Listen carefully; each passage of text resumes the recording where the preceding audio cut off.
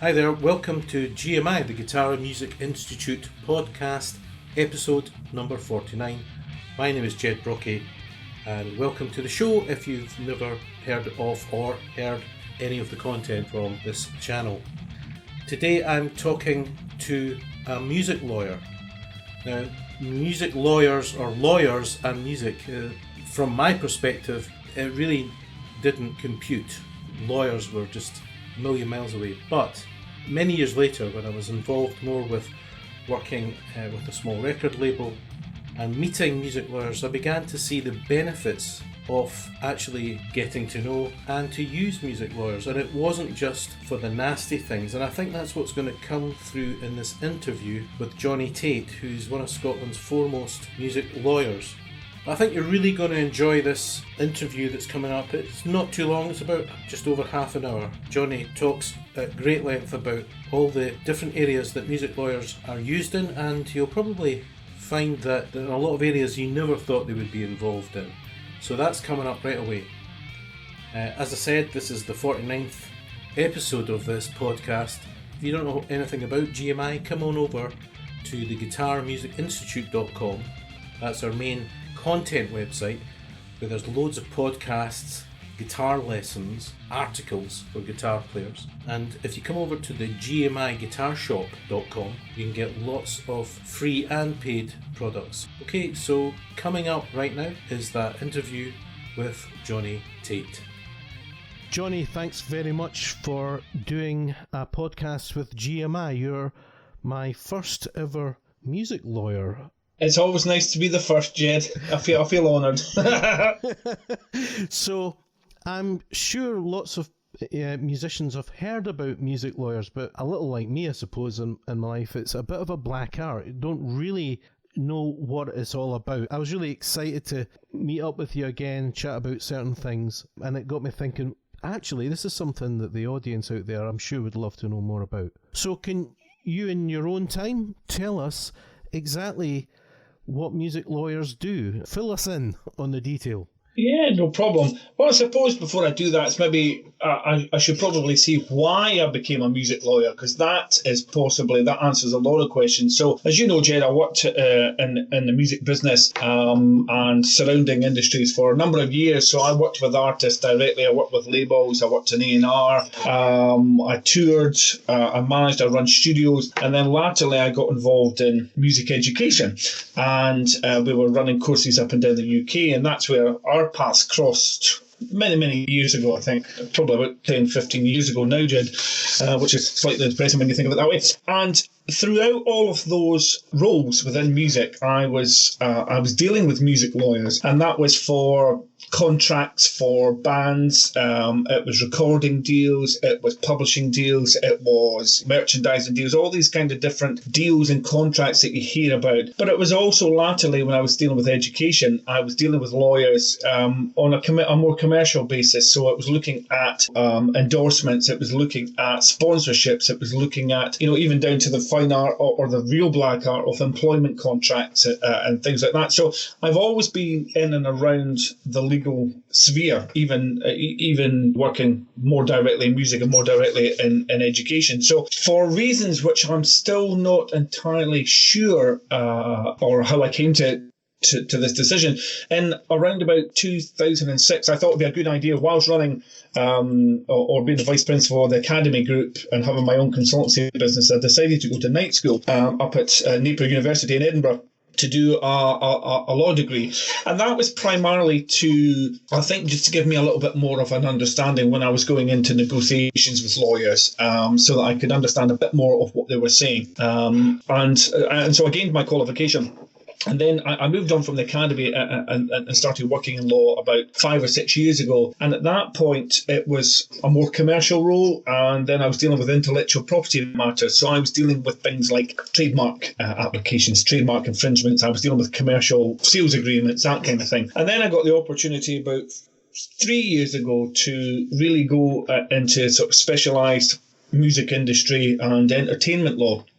And so we set up a team in Edinburgh, the firm I'm working at just now, and we concentrate on the creative sector in Scotland. So what what I do in my day-to-day work is looking at anything from publishing deals, recording contracts, management contract. We do a lot of publishing deals. We do a lot of licensing deals. So whether that be for musicians themselves, whether it's for bands, whether it's licensing a song to an advert or to a campaign, or whether that's licensing it to a record label. So I get involved in the actual agreements themselves. So myself and my team that I work with that come up with the agreements, and we do all the negotiations and the deals around about it. So that's kind of the things that I deal with primarily. I'm sure a lot of people listening to that will feel that it's a really exciting areas that you're involved in. I'm interested to explore all of those areas, but can we maybe just go back a little and ask you maybe kind of stupid question. When would you say that musicians, just your bog standard musicians who may be in a band, when would they want to contact a music lawyer? When would that be a good thing to do? Right at the beginning, or once things are up and running? No, I would say 100% at the very beginning. And I would say that because most people's experiences with lawyers are, based in negativity. It's when bad things happen. It's when they get a crap deal. It's when somebody steals their music. It's when there's a negative situation. However, in terms of a music lawyer, you want somebody there from the very beginning who understands you as an artist, who understands what it is that you want to do, or, I work for a lot of record labels, so what the record label wants to do, what their reason for getting into that is. And that might not be something that you pay me to do. It may not be something that you instruct me to do sort of legal work on, but I do advice sessions as well. So it's part of, I see the music industry lawyer as part of the team, that you build around you as an artist. So whether, that's the same as your merchandising guys, the same as your record label, your manager, your publisher, your accountant, it's part of the greater team.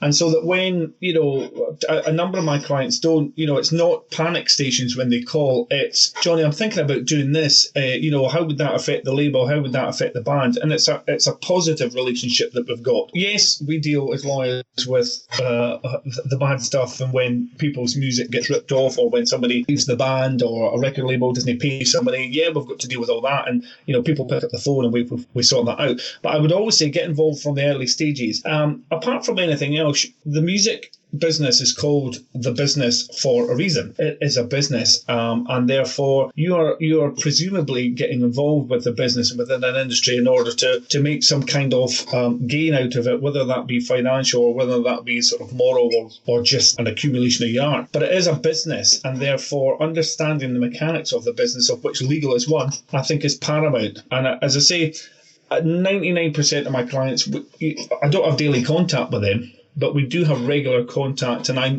updated. I know what they're doing. I know what they're working on, and sometimes there's little bits of advice. Sometimes there's legal work to be done. A friend of mine, and it is a friend, it's not me I'm talking about, I'm beyond all that.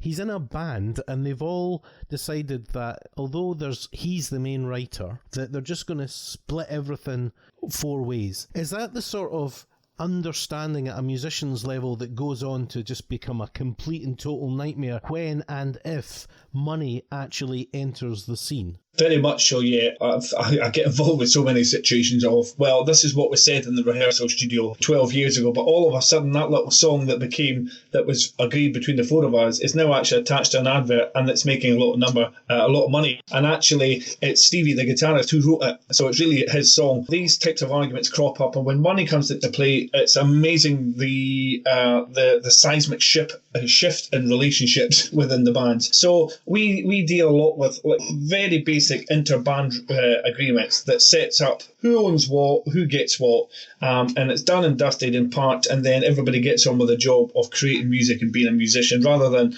all these little antagonisms kicking into the relationship and all these doubts, because that is ultimately what breaks up a lot of bands, is money. And is that something that bands, for example, could approach you or your firm? Is there an off-the-shelf solution, or are we talking big bucks from the get-go? Absolutely not. No, I mean, it's things like that are very, very basic, and it can be done for a nominal amount of money. What we try to do as lawyers is not reinvent the wheel, and every agreement doesn't have to be War and Peace. I'm all for simplicity and plain English. There are many lawyers that like the sound of their own voice and like 400 words will do, or will be better than one. I'm not one of them. I'd rather just get what the client wants done, and so something like that can be done very, very easy. For simple agreements like that, Jed, you don't necessarily need to go to a lawyer either. I mean, places like the Musicians Union, which are a fantastic support structure for musicians, they have template agreements that you can use as a member for free. So yes, I'm not trying to do myself out of business, obviously, but you don't always have to have a lawyer for these types of agreements. PRS for music, for example, they have advice sessions. The PPL do as well. The MUs are mentioned. Then you've got places like, or organisations like the SMIA, the Scottish Music Industry Association, which has loads of advice sessions with people like myself, but also they have access to templates as well, and a wealth of material. So if people are particularly serious about getting involved in the industry and making it a career, or trying to derive some kind of monetary return out of it, then there's lots of support in place, a lot more than certainly when I started in the industry 25 years ago or something. So there are things out there. So you don't always have to come to a lawyer to get a simple agreement done. There are ways and means. We look back at the history of music, and it seems to be that musicians are forever getting ripped off. I mean, Bill Nelson of Bebop Deluxe, as I understand it, is still fighting to get some money for those albums. Yeah, I mean, the guy out of Spinal Tap, the bassist, he's just taken, I can't remember who's taken, within the last couple of years, the company that made Spinal Tap, they're going to court again to try and get some money out of them.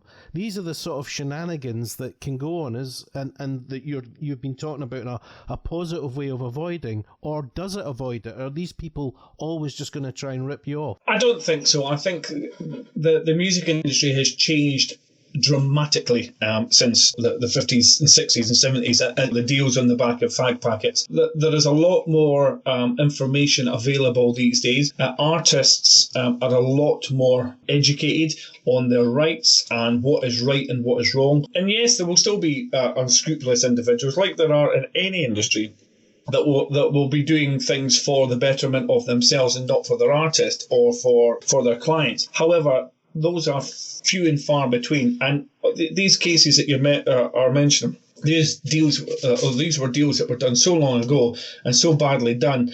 But the music industry isn't the big bad behemoth that a lot of people make out to be. A lot of artists that, when I hear that statement, the music industry ripped me off, well, I don't necessarily. I take them with a pinch of salt, because what you'll often find is the artist forgets that the music industry paid for all the bills in the first place, and without that help and support structure, they might not have got anywhere at all. That being said, yes, I know that the industry is littered with really crap stories. But I don't, and I genuinely don't believe that is the way of things anymore. I don't believe that artists are being as negatively exploited as they once were. I mean, taking aside all that stuff about Spotify and artists and transparency, but in terms of the types of thing we're talking about today, in terms of the legal industry, all the contracts, all these bad contracts, I genuinely don't think it is as it was.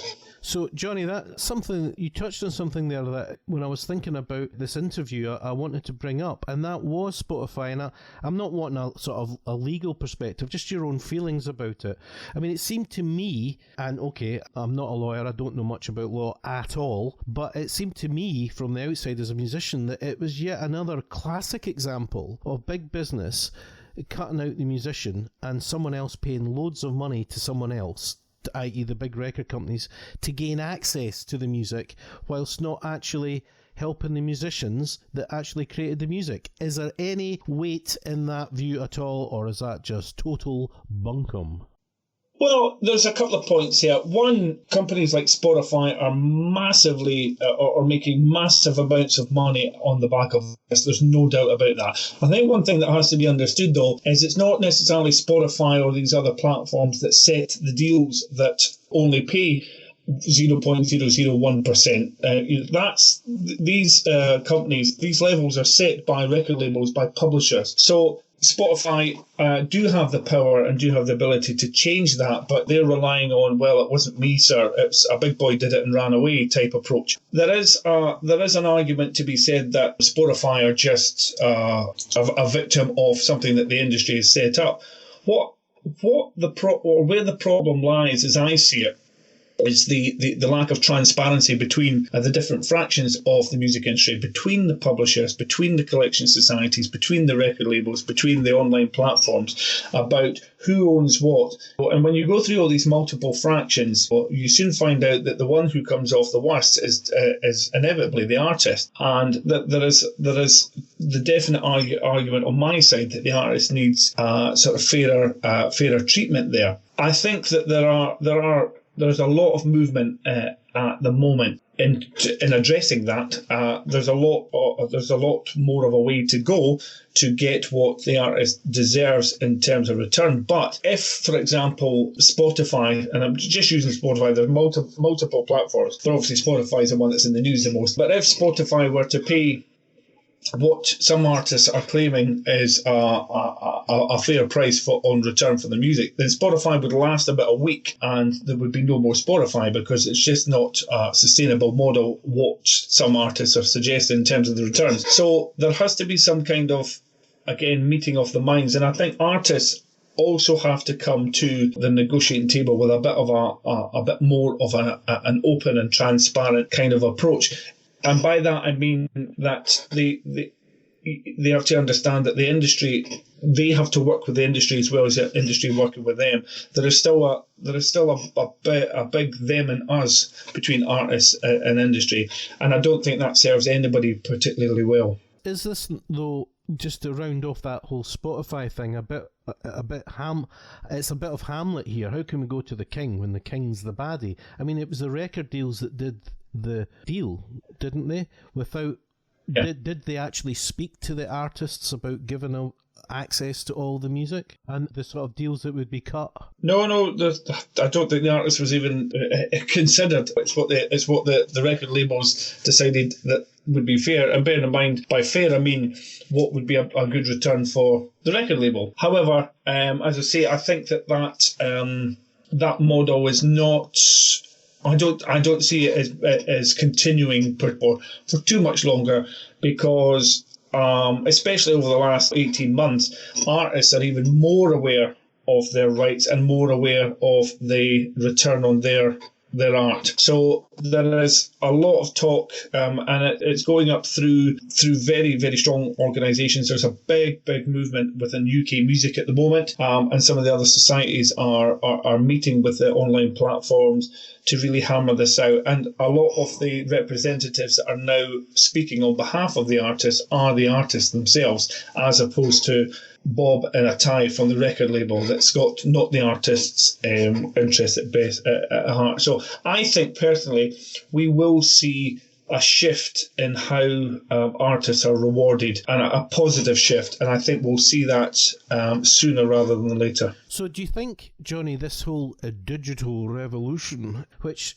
all the chips were chucked into the air, do you think things are beginning to settle down and people in the industry are starting to see a way through that is fairer for more people in the industry? Yes, I do. I think, as I say, artists, by all means, for your listeners and subscribers here, I know we think that this is an overnight solution, but there are movements, positive movements toward fairer treatment for artists and fairer remuneration for artists. And I think the labels themselves, I mean, you only have to look at some of the movements within the labels themselves and to see who is now appointed.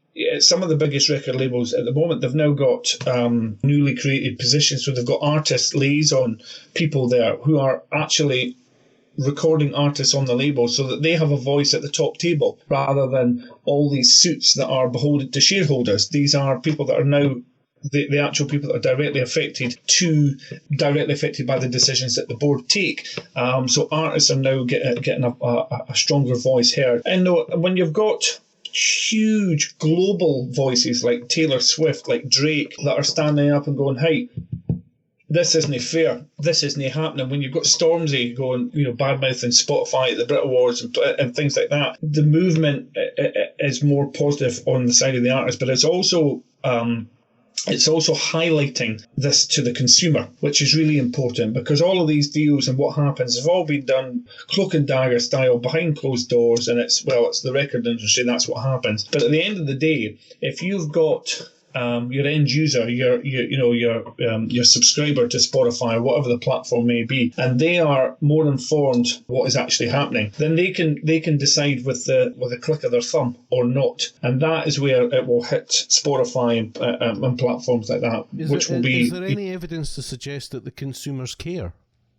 If they can get it for free, more or less. Well, that's a good point, because there is evidence to suggest that and there's been a number of reports. UK Music done one last year or the year before on this very subject, and consumers do care. However, when offered something for nothing or close to nothing, they will vote with their wallet, and so that there has to be some kind of way to make that the bridge between caring and sharing, I suppose. That's an excellent way to wrap that one up.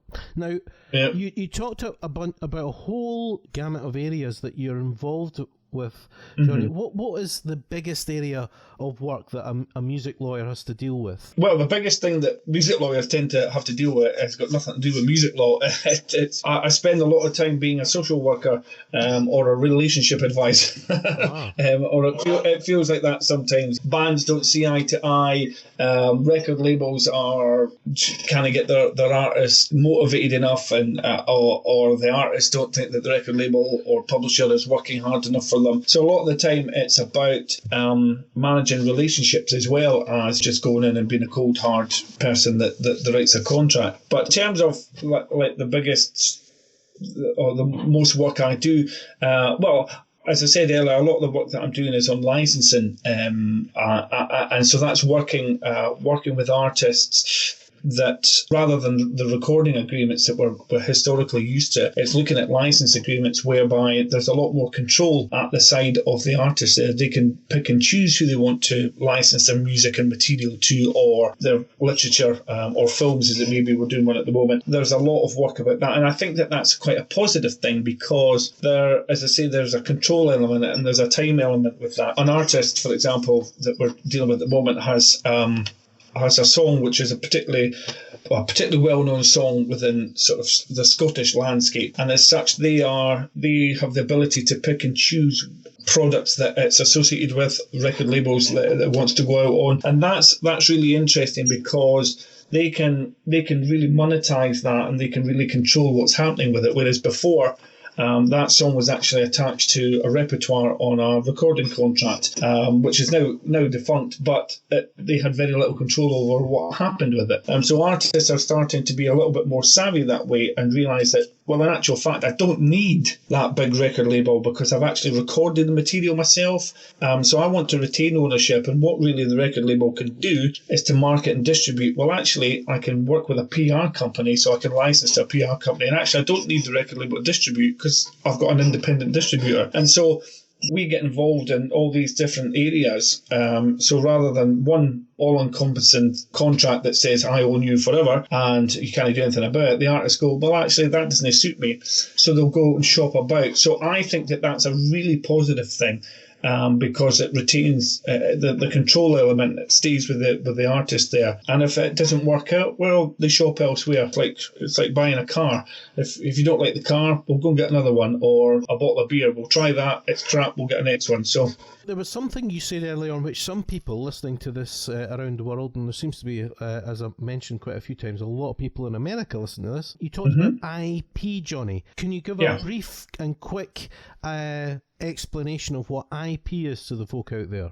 Yeah, well, that's your intellectual property. So that's your anything that comes from your mind and ends up tangibly put down somewhere. So your IP can be your music, it can be your written words, it can be your designs, it can be logos. In terms of the IP work that we're involved with, as I say, I do a lot of trademarks. We look at a lot of copyright for music, for literature, for film, and it's really it's protecting that element and exploiting it. That's what IP lawyers really do. Okay, now when I was working with the record company many moons ago, or doing more work with that, I obviously I came into contact with music lawyers, came in contact with people like you. And one thing that came through to me and I suddenly realised was that lawyers are connected with so many people in the business or area that they are involved with. And I think a lot of musicians don't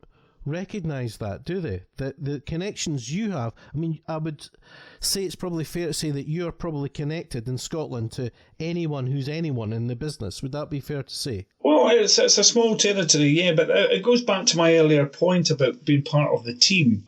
One of the great things that I'm able to do, because I've been doing this for a while now, is if I have an artist that's looking for, I'll give you an example. So I had an artist about 3 months ago, so it was a management contract. So we had a manager, but in actual fact, what the manager was trying to do was seek a publishing deal because the artists themselves were quite prolific songwriters. Well, I so happened to work with a lot of publishers. We were able to network and put people in touch. So we ended up doing the deal on the back of that. So things like that are really important. So going back to my point, it's about being part of this overarching team within the industry. And another big part of my job is business development, because without that and knowing who is doing what in the industry and what's actually working well, I'm not going to be able, I'll stand still. I'm not going to be able to progress with my business area or what I practice in or with my firm. And so it's really, really important to network and to get out and actually see these other fractions of the industry and the other business elements. It's vital, in fact. I'm going to wrap this up fairly shortly, but I did want to talk to you about music education. You were involved with that. Can you tell us a little about that and how you got into that and where that all went, Jonny? Many moons ago, I was a student at Julian S. Valley College, and I did one of the music business courses there. It was music industry management and marketing.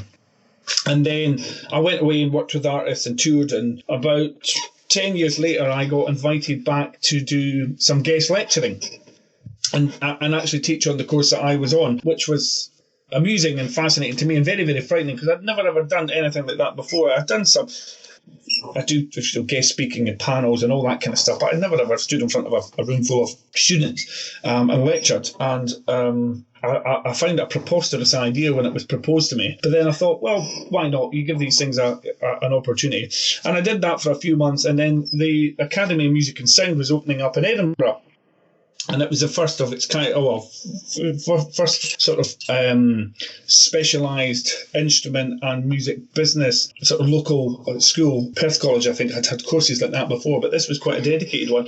And it really interested me, that sort of concept, to be able to be instrument specific, but contemporary as well, but also have the business element into it. And so I took on as being the manager of the Edinburgh site in, I don't know, 2000 and whatever it was. And from there, I ended up taking over the Glasgow and Newcastle one as the sort of regional manager. So that was it was the development and the commercial aspects with it. And then I wasn't really involved in curriculum. We licensed people to write that, experts. And then from there, I progressed on to the vice principal position. So I looked after the 9 colleges that we had at the time. Wow. And I loved that role. I mean, I really did, because with 16-year-old upwards musicians that were coming into music and to education for the love of it. There were so many great artists that we had through. We had Lewis Capaldi, we had Laura Mavula, we had people from the Vamps, we had Callum Beattie,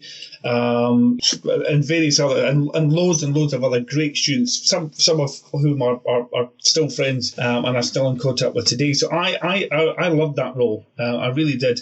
And it was so rewarding seeing somebody come in, at 16 years of age, having had not a great time at school, perhaps they were not the most academic of individuals, but music and creativity was their way to express themselves, and that's what they loved it. And it was it was brilliant actually to give them a voice and a place to go to. So I done that. I was with the Academy for 10 years. And it was only because I was getting involved with a lot more that I moved, or I'd probably still be there, to be fair. So it's still going, the Academy of Music and Sound, Jonny?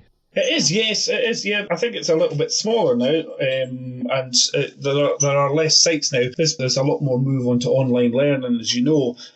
So the need for physical sites is not quite the demand it was. And also the last couple of years have not been particularly good to any sort of business where you've got to have interaction one-on-one. So I think that's played a part in it as well. But no, in terms of